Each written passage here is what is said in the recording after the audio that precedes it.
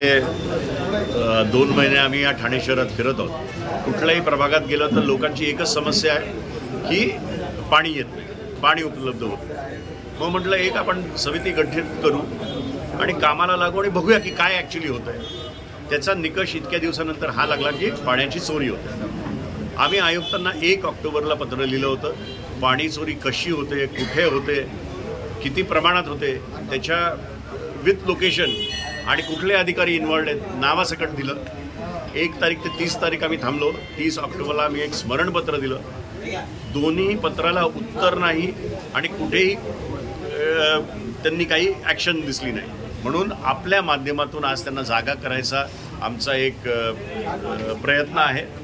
पाणी चोरी रोजची किमान 60 MLD पाणी होते, म्हणजे 1800 MLD पर मंथ आणि 21,600 MLD पर इयर पाणी चोरी होते।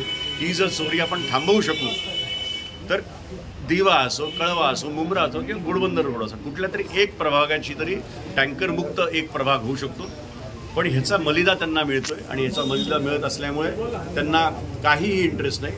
दर महिना 2000 रुपये आखून इल्लीगल पाण्याची कनेक्टिव्हिटी चालू आहे। काही ठिकाणी 2 इंचाचं कनेक्शन सँक्शन्ड आहे आणि तिकडे 6 इंचाचं कनेक्शन दिलं गेलेलं आहे। आम्ही कुठलीही गोष्ट हवेत बोलत नाही, विथ फोटो विथ लोकेशन आम्ही सगळं सांगत आहोत। आता बघूया आयुक्त काय करतात। याच्या पुढची आमची ॲक्शन अशी राहील की आम्ही 3-4 जास्तीत जास्त 5 दिवस थांबू। जर आयुक्तांनी काही कारवाई केली नाही अधिकाऱ्यांवर आणि या इल्लीगल कनेक्शन्सवर तर राष्ट्रवादीचे कार्यकर्ते जागेवर जाऊन इल्लीगल कनेक्शन तोडतील। दुसरं मी स्पेसिफिकली सांगतो की जर कुठे खणून बघायचं असेल खरं का खोटं तर त्याचे पैसे पण राष्ट्रवादी काँग्रेस भरायला तयार आहे। आम्ही पैसे भरू, आयुक्तांनी एक टीम द्यावी, पत्रकार सगळ्यांनी यावे आणि आम्ही दाखवून देऊ चोरी कुठे होते आणि कशी होते।